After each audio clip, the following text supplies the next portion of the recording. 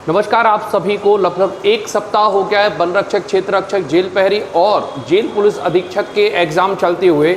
ऐसे में मैथ्स के सभी इंपॉर्टेंट क्वेश्चन जो बार बार रिपीट हो रहे हैं, क्लियर है, उन क्वेश्चनों को लेकर आज क्लास लेकर आए हैं। बिल्कुल आराम से आज क्लास देखना, आराम से केवल मैथ्स की क्लास बढ़िया तरीके से आपको समझना है और ये देखना है किस क्वेश्चन से किस तरह के क्वेश्चन आ रहे हैं।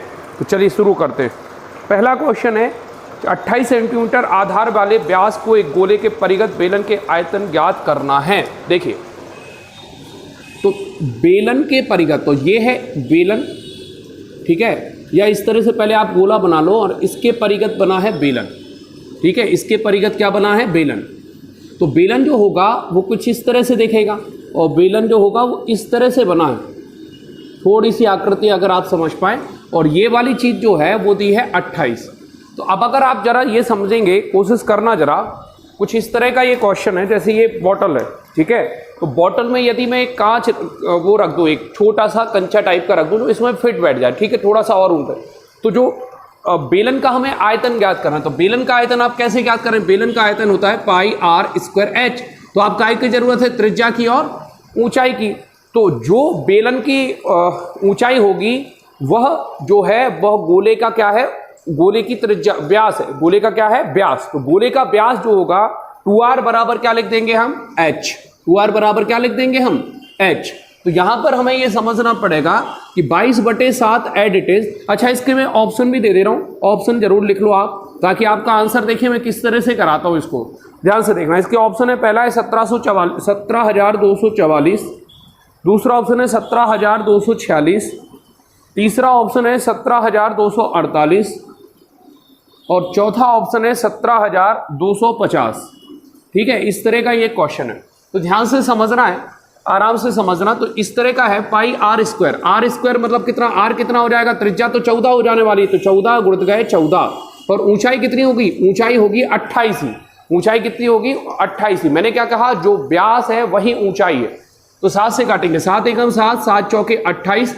अब यहां पर एक तरीका यह है कि 22 गुणित गए 14 गुणित गए 14 गुणित गए 4 करो, या यहां पर आप इकाई का अंक का कंसेप्ट लगा लो। यूनिट डिजिट अगर आपको याद हो तो ध्यान से देखना कैसे करते हैं। 4 दूनी कितना हो जाएगा 8, 8 चौके कितना हो जाएगा 32, 2 4 दूनी कितना हो जाएगा 8। तो इकाई में गारंटेड क्या आएगा 8 गुणा करने पर, और इकाई में 8 किस में है, सी में।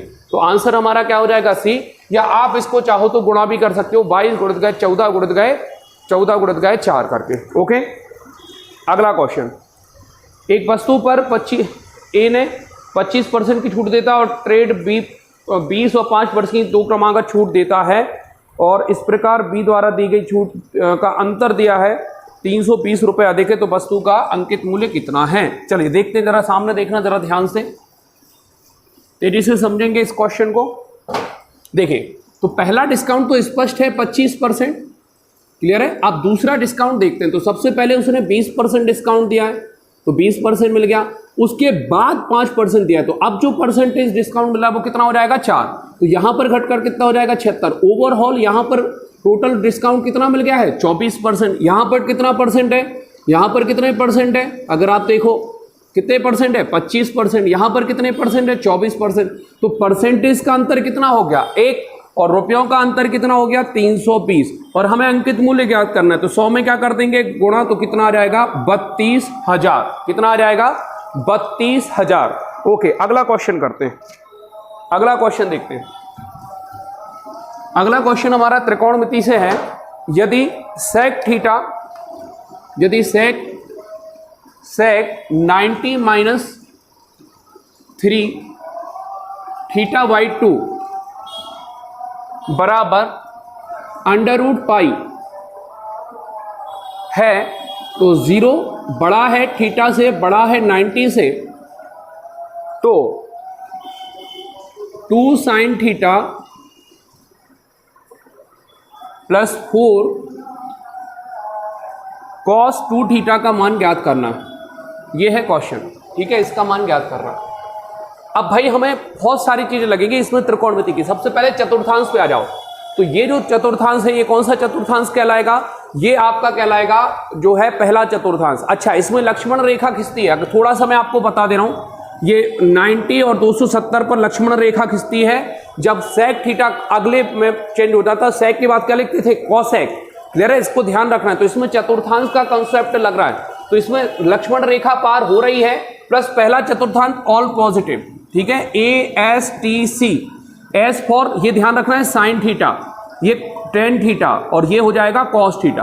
तो ASTC के कंसेप्ट से हमें पता है ये वाला जो है सेक थीटा काय में चेंज हो जाएगा, ये आपका चेंज हो जाएगा आपका कॉसेक थीटा में। तो कॉसेक थीटा में चेंज करते हैं, और लाइक वगैरह करते रहना भाई।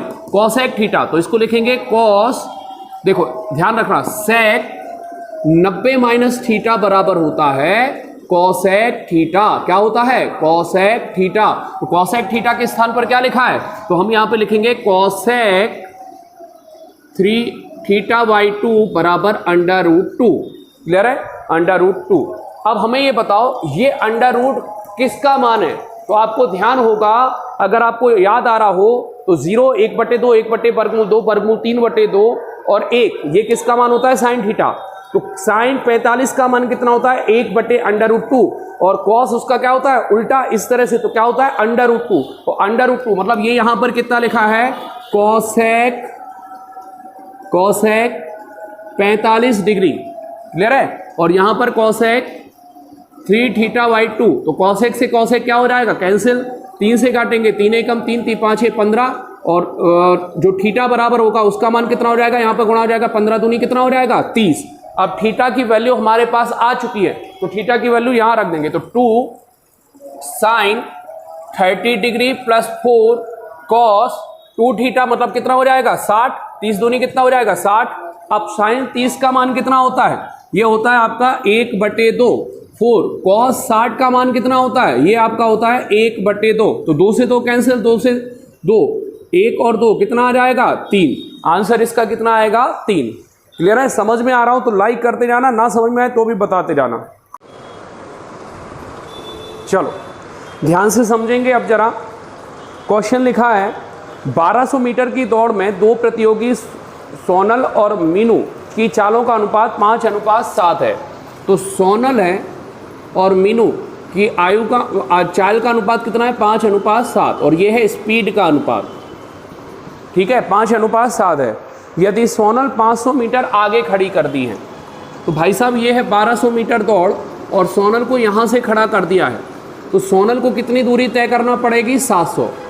सोनल को कितनी दूरी तय करना पड़ेगी, 700, क्योंकि उसको जब 500 मीटर आगे खड़ा कर रहे हैं तो सोनल को मात्र 700 मीटर की दूरी तय करना पड़ेगी। ठीक है, और मीनल को तो पूरी तय करना पड़ेगी। अच्छा, जो हमारी चाल का अनुपात होता है वही किसका अनुपात होता है, दूरी का अनुपात। यह है दौड़ संबंधी प्रश्न का क्वेश्चन। तो 5:7। तो सोनल के पास हिस्से कितने हैं, 5, और दूरी कितनी है, 700। तो यहाँ पर हम क्या करेंगे, 700 में 5 का भाग दे देंगे। तो 5 एकम कितना आने वाला है, 5, यहाँ पे कितना बचेगा, 2, 5 चौके 20, 14। तो यहाँ पर कितना आ जाएगा, 700, 14 7 कितना होता है, 98। तो 980 कितना हो जाएगा, 980 हो जाएगा। अब हमें ये पता है कितने मीटर से इसी की चर्चा हो रही है, तो हम ये देखते हैं। आगे उसने कहा है कि सोनल कितने मीटर से एम से जीतेगा, कितने से जीतेगा। तो देखते हैं जरा कितने से जीतता है, क्योंकि ये तो पहुंच जाएगा, वो तो जल्दी पहुंच जाएगा 500 मीटर आगे। तो यहाँ पे लिखेंगे 1200 और 980 क्या कर देंगे माइनस, तो कितना बचेगा, 220। कितना बचेगा, 220। क्लियर है, तो आंसर कितना आएगा, 220। आ रहा है समझ में। अगला क्वेश्चन देखते हैं, ध्यान से देखना अगला क्वेश्चन। वह छोटी से छोटी संख्या ज्ञात करो, ऑप्शन पर नजर रखना पड़ती है इस क्वेश्चन में, जिसे 15, 18, 36 से विभाजित करने पर प्रत्येक स्थिति में 9 शेष बचे, परंतु 11 से पूर्णतः विभक्त हो। 11 से पूर्णतः क्या हो, विभक्त हो। तो हम चेक करते हैं। सबसे पहले ये विकल्प मैं आपको दे रहा हूं, और आप विकल्प चेक करके बताएंगे कि आखिर 11 से कोई विभक्त है कि नहीं है, या विभक्त कौन कौन सी संख्या है। तो चेक करते हैं जरा। 11 से 11 एकम 11 बचेगा 1, यहाँ पे 11 एकम 11 बचेगा 5, ये 11 से विभाजित नहीं है। 11 एकम 11, 11 नाम 99, यहाँ पे कितना बचेगा 9, ये 11 से विभाजित है। 11 एकम 11, यहाँ पे कितना बचेगा 11 नाम 99, और यहाँ पे कितना बचने वाला है 8, ये 11 से विभाजित नहीं है। 11 धाम ये कितना बचेगा यहाँ पर 8, ये भी 11 से विभाजित नहीं, तो आंसर कितना आ जाएगा 1089। केवल 11 की विभक्ति लगाई। अगर 11 से कट रही होती कोई दूसरी संख्या तब हम दूसरा जो विधि है उसको लगाने की कोशिश करते। अगला क्वेश्चन देखते हैं। 7 वर्ष पहले ए और बी की आयु का अनुपात, ध्यान से देखेंगे। 7 वर्ष पहले ए और बी की आयु का अनुपात 4:5 था। 7 वर्ष पहले जो है ए और बी की आयु का अनुपात 4:5 था। 8 वर्ष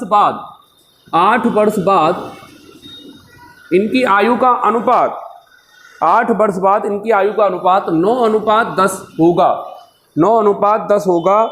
ठीक है, इनकी वर्तमान आयु में क्या अंतर है? देखो, आयु का अंतर चाहे आज पूछ लो चाहे जब पूछ लो, ठीक है, आयु का अंतर हमेशा समान होता है। तो 7 वर्ष पहले बात भी आ जाए तो भी उससे भयभीत होने की आवश्यकता नहीं।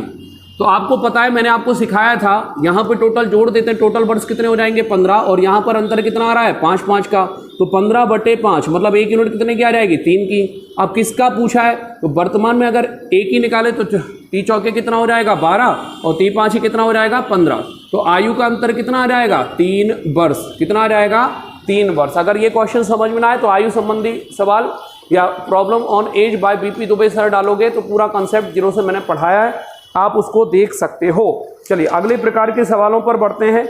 बढ़िया अंकों की एक संख्या 54726x 79y6 यह 72 से पूरी तरह, यह 72 से कैसी है? पूरी तरह विभाज्य है। y का न्यूनतम मान के लिए y का हमें न्यूनतम मान चाहिए, तो 3x minus 5x minus 3y का मान ज्ञात करना। तो अब हमें पता है 72 को क्या लिखते हैं 9 8 72। जब भी इस तरह की जब बड़ी डिविजिबिलिटी आए तो इसको किस में तोड़ते हैं? 2 बड़ी अभाज्य संख्याओं में, प्राइम नंबर में तोड़ते हैं। तो ये 2 बड़ी अभाज्य संख्या है 9 और 8। ठीक है, इनमें आपको तोड़ देंगे तो 8 के भाग का नियम लगा देंगे पहले, क्योंकि उसने कहा न्यूनतम y का न्यूनतम मान चाहिए। जब हमारे पास y का मान आ जाएगा उसके बाद हम x का मान, तो यहां पर लास्ट के 2 अंक में क्या बचा है वो हम देख लेते हैं। यहां पर जब हम 1 लिख रहे हैं तो क्या 8 का भाग जा रहा है? नहीं। यहां पर जब 2 लिखते हैं क्या 8 का भाग जा रहा है? 8 एकम 8 बचेगा, 1 नहीं जा रहा है। तो जैसे ही हम यहां पर 3 रखेंगे, अब देखते हैं 8 एकम कितना हो जाएगा 8, यहां पर कितना बचेगा 1, तो 8 एकम कितना हो जाएगा 8, यहां पर कितना बचेगा 8 7 56। तो y का मान गारंटेड कितना होने वाला है 3। अब y का मान तो 3 हो गया, अब हमें x का मान निकालना है। तो x का मान क्या निकालेंगे हम? संख्या का योग कर देंगे, और संख्या के योग में यदि 9 का भाग जाए तो संख्या 9 से विभाजित हो जाती है। मतलब अब इस क्वेश्चन में किसके भाग का नियम लगाना है? 9 के भाग का नियम। तो चलिए समझते हैं। 9 9 दूनी 18, 18 और 7 25, 25 और 6 31 और 2 33, 33 और 7 40 और 4 44 आपका आंसर। तो जैसे ही आप 49 में आप 5 जोड़ेंगे तो इसका योग कितना हो जाएगा 54। इसका योग कितना हो जाएगा 54। तो x का मान कितना आ जाएगा 5 और y का मान कितना आ जाएगा आपका 3। तो 55 25 3 तिरका 9, मतलब आंसर कितना आएगा 25 में से 9 जाएगा, ठीक है, 10 जाएगा 16। आंसर कितना आ जाएगा 16। क्लियर है? आ गया समझ में सबको? चलिए अगले प्रकार के सवाल देखते हैं। अब चलिए ध्यान से देखेंगे जरा अगला क्वेश्चन। 1000 से 5000 के बीच कितनी ऐसी संख्याएं हैं जो 225 से पूर्णतः विभाजित हैं? तो 1000 का हम सबसे पहले 225 में भाग दे देंगे, तो हमें पता है इसका डबल कितना हो जाएगा 4, 450, 450, 900, मतलब कितनी बार भाग जाएगा 4 बार। कितनी बार भाग जाएगा 4 बार। अब 5000 के बीच का है तो 5000 में 225 का भाग दे देंगे, तो 225 का कितनी बार जाएगा 2 बार जाएगा। फिर से यहाँ पर कितना बचेगा 450, मतलब 2 बार, मतलब कितनी बार भाग जाएगा 22 बार। अब इस क्वेश्चन में क्या करते हैं, इसमें से इसको क्या कर देते हैं माइनस, तो 22 में से 4 माइनस कर देंगे। हमेशा जब भी क्वेश्चन आए कि फलानी संख्या से फलानी संख्या के बीच कितनी ऐसी संख्याएं जो इससे विभाजित है उससे विभाजित हैं, तो हमें सबसे पहले जो पहली संख्या है उसका भाग करना है, जो लास्ट संख्या दी है उसका भाग करना है जिससे भाग करने कह रहा है। फिर जो भी भागफल आ रहा है ये भागफल है, ठीक है, तो उसमें से दोनों भागफल को आपस में क्या कर देना है घटा देना है। तो और घटाते क्यों है वो एक अलग कारण है, जब आप छोटा नंबर लोगे तो आपको क्लियर हो जाएगा घटाते क्यों है, वो कोई बड़ी बात नहीं। यहाँ पर आंसर कितना आ जाएगा 18। कितना आ जाएगा आपका 18। अगला क्वेश्चन है 8, 12, 15 से विभाजित होने वाली 3 अंकों की प्राकृतिक संख्या कौन कौन सी है। तो यहाँ पे लिखा है 8, 12, 15। हम सबको पता है इसका एलसीएम कितना आ जाएगा 120। पुत्रा 3 अंकों की संख्या पूछ रहा है, मतलब यहाँ पर सबसे सरल क्वेश्चन है, ध्यान से समझना कितनी संख्या होगी। ऑप्शन है 3 है, 5, 8, 9। तो यहाँ पर जब आप ध्यान से देखेंगे तो 12 एकम 12, 12 दूनी 24, 12 तीन 36, 12 चौके 48, 12 पंचे 60, 12 छिंग 72, 12 सत्ते 84, 12 अट्ठे 96। कितनी संख्याएं हो जाएंगी, आंसर कितना हो जाएगा 8। कितना हो जाएगा 8। 1 से 900 के बीच कितनी ऐसी संख्याएं हैं जो 2, 3 अथवा 5 से विभाज्य नहीं हैं। ठीक है, 2, 3 अथवा 5 से विभाज्य नहीं हैं। अब इस क्वेश्चन को कैसे करते हैं समझना।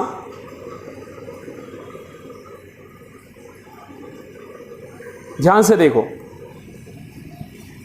ध्यान से समझना। तो वो कह रहा है 2 से विभाज्य है, तो यहां पर लिखेंगे हम 900। तो यहां पे हम बोलेंगे मतलब 2, मतलब हर एक संख्या 2 में से एक संख्या जो होगी वो विभाज्य नहीं होगी। क्लियर है। उसने कहा 1 से 900 के बीच कितनी ऐसी संख्या जो 2, 3, 5 से विभाज्य है। तो अगर आप देखोगे तो हर दूसरी संख्या जो होगी वो 5 से विभाज्य, 2 से नहीं विभाज्य होती, और 1 होगी विषम संख्या होगी। फिर उसके बाद उसने कहा 3, मतलब हर दूसरी संख्या जो होगी वो 3 से विभाज्य नहीं होगी। मतलब हर 5 संख्याओं में से 4 संख्याएं जो हैं वो विभाज्य नहीं होंगी। क्लियर है। इस तरह से करते हैं। फिर से क्वेश्चन पढ़ रहा हूं, 1 से 900 के बीच कितनी ऐसी संख्याएं जो 2, 3, 5 से विभाज्य हैं। तो हम देखेंगे भैया 2, 3, 5 से विभाज्य हैं। तो फिर से हम समझते हैं कि सबसे पहले हम देखेंगे कि 4, 5 में से 4 ऐसी संख्याएं होंगी जो विभाज्य नहीं होंगी। 3 है तो 2 ऐसी संख्याएं होंगी जो विभाज्य नहीं होगी, और यहाँ पर 1 ऐसी संख्या होगी जो 2 में से जो विभाज्य नहीं होगी। बस अब आपको पता है क्या करना है। 15 एकम 15, 15 छक्का 90, 2 और ये कितनी बार कटेगा 30 बार, 30 दूनी 60 और 6 चौके 24। आंसर कितना आ जाएगा आपका 240। आंसर कितना आएगा। ये क्वेश्चन भी स्टूडेंट बता रहे हैं काफ़ी ज़्यादा आ रहा है। तो इस तरह से ये ए की वैल्यू है, ये बी की वैल्यू, ये सी की वैल्यू और ये डी की वैल्यू। इसमें पूछा जा रहा है कि ये आरोही क्रम में जमाना है। इसको कौन से क्रम में जमाना है, आरोही क्रम, अवरोही क्रम में, अवरोही क्रम में इसको जमाना है। ठीक है, तो चलिए देखते हैं इसको क्या करना होता है। इसको हम लिखेंगे 0.9 और 000 इस तरह से लिख लेंगे। यहाँ पर लिखेंगे 0.99999, फिर इसको क्या लिखेंगे 0.09090909 इस तरह से, और इसको लिखेंगे 0.0090909। तो आप सबको पता है सबसे बड़ी संख्या कौन सी हो जाएगी। आप 0 को इग्नोर ही कर दिया करो, है ना, शुरू का 0। अब सबसे बड़ी संख्या कौन सी हो जाएगी ये। तो सबसे पहले हम किसको लिखने वाले हैं, बी जो होगा वो सबसे बड़ा होगा। इसके बाद अगर आप देखोगे तो ये ज़्यादा बड़ा होगा। तो इसके बाद दूसरे नंबर पे कौन आ जाएगा, ए। इसके बाद तीसरे नंबर पर कौन आ जाएगा, देखिए इसमें बार लगा, इसमें बार नहीं लगा। इसके बाद तीसरे स्थान पर क्या आ जाएगा, जो सी है ऑलरेडी। और सबसे छोटा कौन सा हो जाएगा, डी। क्लियर है। तो ये आज की क्लास थी। उम्मीद है आपको कैसी लगी, नीचे कमेंट बॉक्स में ज़रूर बताएं। ओके, उम्मीद है आप सारी चीज़ें समझ गए होंगे। ठीक है, ज़्यादा हमारे यहाँ बातें होती नहीं, सीधे सवाल कराए जाते हैं। कल से कोशिश करेंगे हिंदी और जीके और अन्य क्लासें इंग्लिश भी लाए, जो कि आपको, ताकि आपको ज़्यादा समझ में आए। चलिए, चैनल सब्सक्राइब कर लीजिए, लाइक कर दीजिए अगर समझ में आया, और शेयर कीजिए अपने दोस्तों के साथ, क्योंकि यहाँ पे बातें नहीं सीधी पढ़ाई होती है। Thank you for watching.